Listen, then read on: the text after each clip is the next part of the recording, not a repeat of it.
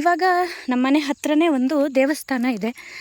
ಆ ದೇವಸ್ಥಾನಕ್ಕೆ ಹೋಗೋಣ ಅಂತ ಹೊರಡ್ತಾ ಇದ್ದೀನಿ. ಈ ಥರ ಆ್ಯಕ್ಚುಲಿ ಹಿಮಾಚಲ್ ಅಂದ ತಕ್ಷಣ ಪರ್ವತಗಳೇ ಜಾಸ್ತಿ. ನಾವಿರೋದು ಕೂಡ ಒಂದು ಪರ್ವತದ ಮೇಲೇ. ಈಗ ಆ ದೇವಸ್ಥಾನಕ್ಕೆ ಈ ಥರ ಹೋಗಬೇಕು. ಇಲ್ಲಿ ಸ್ವಲ್ಪ ಮೇಲ್ಗಡೆ ಹತ್ತಿ ಹೋಗಬೇಕು. ಮೇಲ್ಗಡೆ ದೇವಸ್ಥಾನ ಇದೆ. ಬೆಟ್ಟದ ಮೇಲ್ಗಡೆನೇ ಜಾಸ್ತಿ ದೇವಸ್ಥಾನಗಳೆಲ್ಲ, ಬೆಟ್ಟದ ಮೇಲೇ ಇರುತ್ತೆ ಜಾಸ್ತಿ. ನಮ್ಗೆ ಅಭ್ಯಾಸ ಇಲ್ಲದೆ ಇರೋದಕ್ಕೆ ಸ್ವಲ್ಪ ಹತ್ತಿದ್ದಂಗೂ ಸುಸ್ತಾಗ್ಬಿಡುತ್ತೆ. ಇಲ್ಲಿಯವರು ಅದು ಹೆಂಗೆ ಇಷ್ಟು ದೊಡ್ಡ ದೊಡ್ಡ ಪರ್ವತದಿಂದ ದಿನಾಗಲೂ ಹುಲ್ಲು ತರ್ತಾರೆ ದನಕ್ಕೆ. ದಿನಾಗಲೂ ಅದು ಹೇಗೆ ಮಾಡ್ತಾರೋ ಗೊತ್ತಿಲ್ಲ. ಇದು ಆಶಾಪೂರ್ಣಿ ಅಂತ ದೇವ್ರ ಹೆಸರು. ಇಲ್ಲೆಲ್ಲ ಜಾಸ್ತಿ ಶಿವ ಮತ್ತು ದೇವಿದೆ ಜಾಸ್ತಿ ದೇವಸ್ಥಾನಗಳು. ಇದು ಆಶಾಪೂರ್ಣಿ ದೇವಿದು ದೇವಸ್ಥಾನ. ಪುಟ್ಟದಾಗಿದೆ, ಚೆನ್ನಾಗಿದೆ.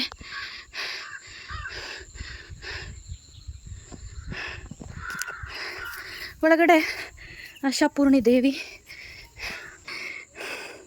ನಮ್ಮ ಮನೆ ದೇವರು ಕೂಡ ಇದೇನೆ, ಅಂದರೆ ನಮ್ಮ ಯಜಮಾನ್ರ ಮನೆ ದೇವರು ಇದೇನೆ. ಮನೆ ಹತ್ರನೇ ಇರೋದಿದು. ಇದೆಲ್ಲ ಸರೌಂಡಿಂಗ್ಸ್ ಈ ಥರ ಇದೆ. ಅಲ್ಲೆಲ್ಲ ಪರ್ವತಗಳೇ ಫುಲ್ ಅದೇ ಇರೋದು, ಪರ್ವತಗಳೇ ಜಾಸ್ತಿ. ಇನ್ನು ಇದ್ರ ಸುತ್ತಮುತ್ತಲು ಏನಿದೆ ಅಂತ ತೋರಿಸ್ತೀನಿ. ಇದು ಹಾಗೆ ಒಂದು ಸ್ಟೋರ್ ರೂಮು, ದೇವಸ್ಥಾನದೆಲ್ಲ ವಸ್ತುಗಳು ಇಡೋದಕ್ಕೆ ಅಂತ ಮಾಡಿದ್ದಾರೆ. ಇಲ್ಲಿ ಬಂದರೆ ಬಾಬಾ ಬಾಲಕ್ನಾಥ್ ಅಂತ ಹೇಳಿ ಇನ್ನೊಂದು ದೇವರಿದು, ಬಾಬಾ ಬಾಲಕ್ನಾಥ್ ಅಂತ. ಇಲ್ಲಿ ಮಹಿಳೆಯರು ಒಳಗಡೆ ಹೋಗೋದಿಲ್ಲ, ಬರೀ ಗಂಡಸರು ಮಾತ್ರ ಒಳಗಡೆ ಹೋಗ್ಬೋದು. ಹೆಂಗಸರಿಗೆ ಅಲ್ಲಿ ಪ್ರವೇಶ ಇಲ್ಲ. ಹೊಸದಾಗಿ ಮದುವೆ ಆಗಿರೋರು ಸ್ಟಾರ್ಟಿಂಗ್ ಪೂಜೆಗೆ ಒಂದು ಸಲ ಹೋಗ್ಬೋದು ಅಷ್ಟೇ, ಬಿಟ್ಟರೆ ನಾನು ಆವಾಗಷ್ಟೇ ಹೋಗಿದ್ದು. ಆಮೇಲಿಂದ ನಾನು ಇದುವರೆಗೂ ಒಳಗಡೆ ಹೋಗಿಲ್ಲ. ಇದು ಇಲ್ಲಿ ಮುಂದ್ಗಡೆ ಈ ಥರ ಸೀನ್ರಿ ಈ ಥರ ಇದೆ. ಇಲ್ಲಿ ಸಕ್ಕತ್ತಾಗಿದೆ ಮಾತ್ರ.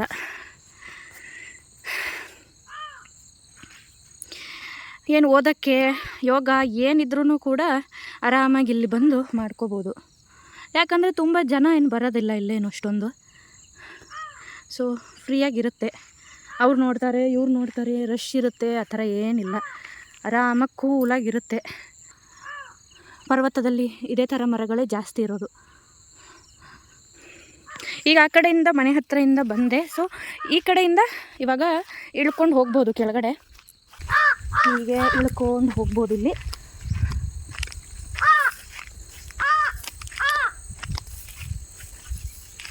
ಇಲ್ಲಿಂದ ದೇವಸ್ಥಾನ ಈ ಥರ ಕಾಣುತ್ತೆ. ಇಲ್ಲಿಂದ ಎಲ್ಲೇ ನೀವು ದೂರ ಹೋದ್ರೂ ಈ ದೇವಸ್ಥಾನ ಕಾಣ್ತಾನೇ ಇರುತ್ತೆ. ಇದು ಯಾಕಂದರೆ ಇದು ಹೈಟ್ ಆಗಿದೆ. ಆದರೂ ನಮ್ಗೆ ಅಷ್ಟೊಂದೇನು ಅನಿಸಲ್ಲ, ನಾವು ಎಲ್ಲೋ ಪರ್ವತದ ಮೇಲಿದ್ದೀವಿ ಅಂತ ಅನಿಸಲ್ಲ. ಯಾಕಂತ ಅಂದರೆ ನಮಗೆ ಮಾಮೂಲಿ ಅಂತಲೇ ಅನಿಸುತ್ತೆ. ರೋಡೆಲ್ಲ ಇರುತ್ತಲ್ವ, ಸೊ ಅಷ್ಟೊಂದೇನಿದೆ ಅನಿಸಲ್ಲ. ಆದರೆ ಇನ್ನೊಂದು ಪರ್ವತಕ್ಕೆ ಹೋಗ್ತೀವಲ್ವ, ಇನ್ನೂ ಡೌನ್ ಇರುತ್ತಲ್ವ, ಅಲ್ಲಿ ಹೋದಾಗ ಇದು ಅಪ್ಪಿದೆ ತುಂಬ ಅಂತೆಲ್ಲ ಅನಿಸುತ್ತೆ. ನಾನು ಮನೆಗೆ ಹೋಗಿ 2 ತಿಂಗಳಾಗಿತ್ತು. 2 ತಿಂಗಳಾದಮೇಲೆ ಇವಾಗ ಬಂದಿರೋದು ನಾನಿಲ್ಲಿ. ಬಟ್ ಇಲ್ಲಿ ಫುಲ್ಲು ಎಲ್ಲ ಕಡೆ ಹುಲ್ಲು ಎಲ್ಲ ಬೆಳೆದ್ಬಿಟ್ಟಿದೆ. ದಾರಿ ಇದೆಯೋ ಅಲ್ವಾ ಗೊತ್ತಿಲ್ಲ, ನೋಡಬೇಕು. ಇಲ್ಲಿ ರೋಡ್ ಇತ್ತು, ನೋಡೋಣ. ಇದು ಕೆಳಗಡೆ ಅದೇ ಅದು ಅಪ್ಪಲ್ಲಿದೆ ಅಂತ ಹೇಳಿದ್ನಲ್ಲ, ಇದು ಕೆಳಗಡೆ ಈ ಥರ ಇದೆ.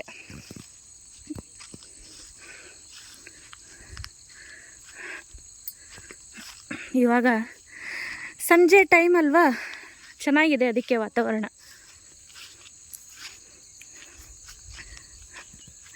ಸೊ ದಿನಾಗಲೂ ಇಲ್ಲೇ ವಾಕಿಂಗ್ ಬರ್ತೀನಿ ಅದಕ್ಕೇ.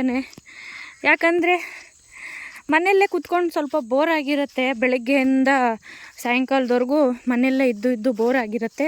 ಸೊ ಇಲ್ಲೇನು ಪಾರ್ಕ್ ಎಲ್ಲ ಬೇಕು ಅಂತೆಲ್ಲ ಇಲ್ಲವೇ ಇಲ್ಲ. ಪಾರ್ಕ್ಗಿಂತ ತುಂಬ ಚೆನ್ನಾಗಿರುತ್ತೆ ಇಲ್ಲಿ. ಯಾಕಂದರೆ ಫುಲ್ಲು ಗಿಡ ಮರಗಳು ಇದೆ ಜಾಸ್ತಿ ಎಲ್ಲ ಕಡೆನೂ, ಅದಕ್ಕೇ. ಸೊ ನಾನು ಇವಾಗ ದೇವಸ್ಥಾನ ಅಲ್ಲಿ ಮೇಲಿತ್ತು, ನಾನು ಅಲ್ಲಿಂದ ಇಳ್ಕೊಂಡು ಬಂದೆ. ಇದು ಆ್ಯಕ್ಚುಲಿ ಡೌನ್. ಇವಾಗ ಅಲ್ಲಿ ಹೋದರೆ ರೋಡ್ ಸಿಗುತ್ತೆ ನಮಗೆ, ಮನೆ ಹತ್ರ ಹೋಗ್ಬೋದು ಇವಾಗ ಆ ರೋಡಲ್ಲಿ. ನಾನು ಇನ್ನೂ ಮುಂದೆ ಹೋಗಿ ಸೀನರಿ ಹೇಗಿದೆ ಅಂತ ತೋರಿಸ್ತೀನಿ. ನಾವಲ್ಲಿ ದುಡ್ಡು ಕೊಟ್ಬಿಟ್ಟು ಕರಿಬೇವು ತೊಗೊಳ್ತೀವಿ ಆಯಿತಾ, 5 ರೂಪಾಯಿಗೆ ಸ್ವಲ್ಪ ಕೊಡ್ತಾರೆ, ಆ ಥರ ತೊಗೊಳ್ತೀವಿ.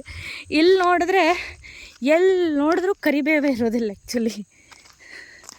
ಇದು ಈ ಸೈಡು, ನನ್ನ ಲೆಫ್ಟ್ ಸೈಡು ಈ ಥರ ಇದೆ.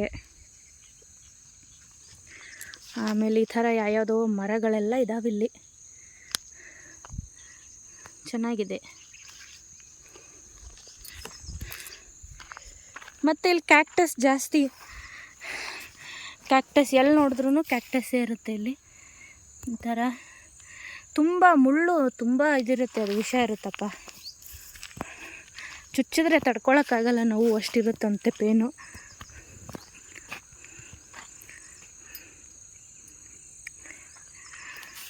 ಸೊ ಈ ಥರ ಇದೆ ಇಲ್ಲಿ. ಇಲ್ಲಿ ನೋಡಿ, ಎಲ್ಲಿ ಬೇಕಲ್ಲಿ ಕರಿಬೇವು ಜಾಸ್ತಿ ಇಲ್ಲಿ. ಎಲ್ಲಾದರೂ ನೋಡಿ ಕರಿಬೇವೇ ಕರಿಬೇವು ಫುಲ್ಲು. ಒಳ್ಳೆ ಕರಿಬೇವಿಂದ ತೋಟ ಇದೆ ಅಂತ ಹೇಳ್ಬೋದು, ಆ ಥರ ಇದೆ ಇಲ್ಲಿ. ನಾನು ಅಲ್ಲಿಂದ ಬಂದೆ ಅಲ್ವಾ, ಮೇಲಿಂದ ವಾಪಸ್ ಈ ರೋಡಲ್ಲಿ ಹೋದರೆ ಮತ್ತೆ ಮನೆಗೆ ಹೋಗ್ಬೋದು, ಆ ಥರ ಇದೆ ಇಲ್ಲಿ. ಸೊ ಇದು ರೋಡು. ನಾವು ಹೀಗೆ ಬರೋದು, ಅಂದರೆ ಗಾಡಿ ತೊಗೊಂಡು ಬರಬೇಕು ಅಂತ ಅಂದರೆ ಹೀಗೆ ಬರೋದು.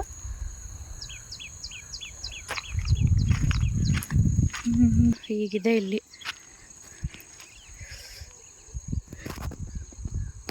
ಮುಳ್ಳೇನೋ ಸಿಕ್ಕಾಕೊಂಡ್ಬಿಟ್ಟಿದೆ ಕಾಲಿಗೆ.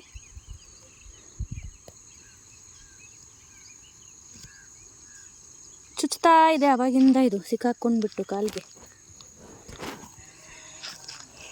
ಸೊ ಮುಂದೆ ಈ ಥರ ಸೀನ್ರಿ ಇದೆ. ಇವಾಗೇನು ಅಷ್ಟು ಮಳೆ ಇಲ್ಲ, ಬೆಳಿಗ್ಗೆ ಇತ್ತು. ಅಲ್ಲೆಲ್ಲ ಇನ್ನೊಂದು ಹಳ್ಳಿ, ಇಲ್ಲೆಲ್ಲ ಬೇರೆ ಹಳ್ಳಿಗಳಿದೆ ಕೆಳಗಡೆ.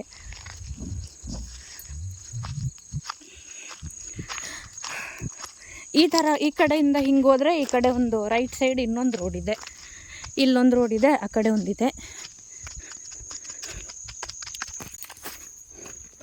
ಕರಿಬೇವು ಮತ್ತು ಕರಿಬೇವು ಎಷ್ಟು ಬೇಕೋ ಅಷ್ಟು ಕರಿಬೇವಿದೆ ಇಲ್ಲಿ. ಇದೆ ಅಲ್ಲೊಂದು, ಇಲ್ಲೊಂದು, ಎಲ್ಲ ಕಡೆ ಅದೇನೆ. ಆಲ್ಮೋಸ್ಟ್ ಕರಿಬೇವೇ ಜಾಸ್ತಿ ಇದೆ. ನಂಗೆ ಫಸ್ಟ್ ಬಂದು ನೋಡಿದಾಗ ಏನಪ್ಪ ಬರೀ ಕರಿಬೇವು ತುಂಬಿಕೊಂಡಿದೆ ಎಲ್ಲ ಕಡೆ ಅಂತ ಅಂದ್ಕೊಳ್ತಾ ಇದ್ದೆ. ಮಳೆ ಬಂದು ಸ್ವಲ್ಪ ನೀರೆಲ್ಲ ನಿಂತ್ಕೊಂಡಿದೆ ಇಲ್ಲಿ.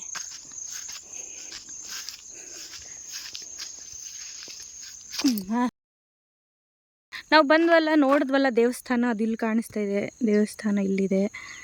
ನಾವು ಇವಾಗ ಅಲ್ಲಿಂದನೇ ಬಂದಿದ್ದು. ಎಷ್ಟು ಹೈಟಲ್ಲಿದೆ ಅದು, ನಾನು ಇವಾಗ ಎಷ್ಟು ಡೌನಲ್ಲಿದ್ದೀನಿ.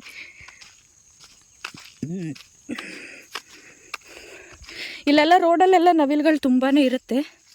ಒಂದೊಂದು ಸಲ ರೋಡಲ್ಲಿ ಬಂದಿರುತ್ತೆ, ಕಾಣಿಸುತ್ತೆ, ನಮ್ಮ ನೋಡಿದ ತಕ್ಷಣ ಓಡೋಗ್ಬಿಡ್ತವೆ.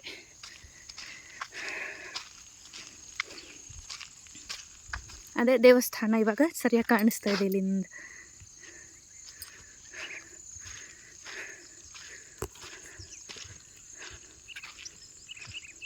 ಸೂರ್ಯ ಇದು ಈ ಸೈಡ್ ಬಂದರೆ ಇಲ್ಲಿ ಪರ್ವತಗಳು ಈ ರೇಂಜಿಗೆ ಕಾಣಿಸ್ತಾ ಇದೆ. ಎಷ್ಟು ಚೆನ್ನಾಗಿದೆ ಅಲ್ವಾ.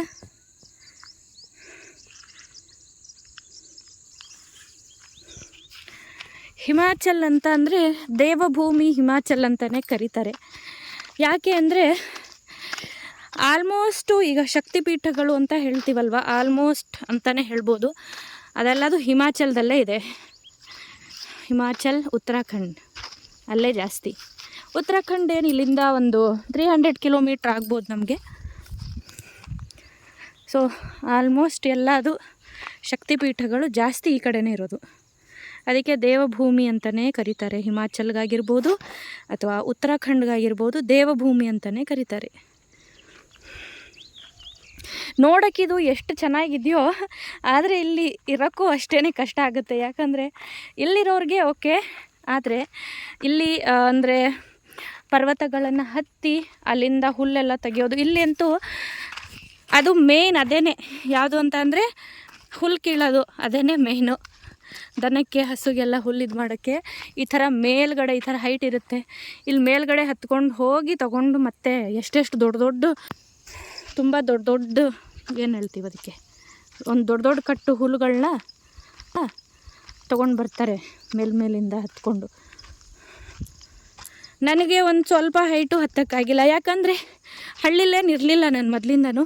ನಾನಿದ್ದಿದ್ದು ಸಿಟಿಲೇ ಮೊದಲಿಂದ.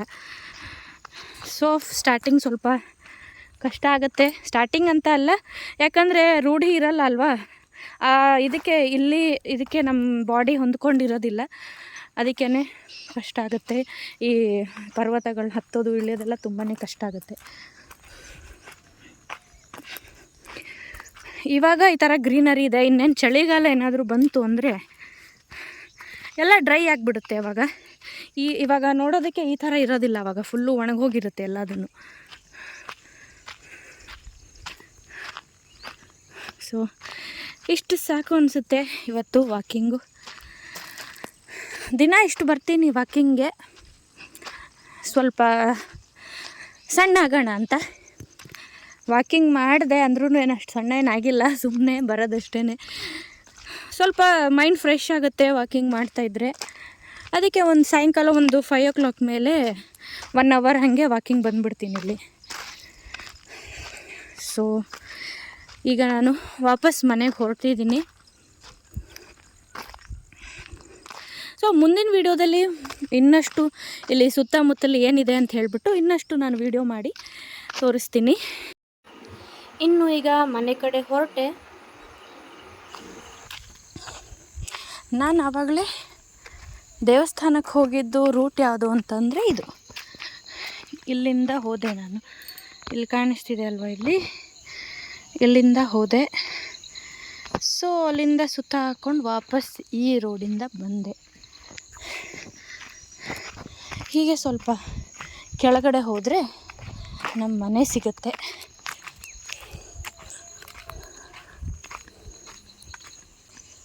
ಸೊ ನಮ್ಮ ಮನೆ ಬಂತು. ಮತ್ತೊಂದು ವಿಡಿಯೋದಲ್ಲಿ ಮತ್ತೆ ಸಿಗೋಣ. Thank you.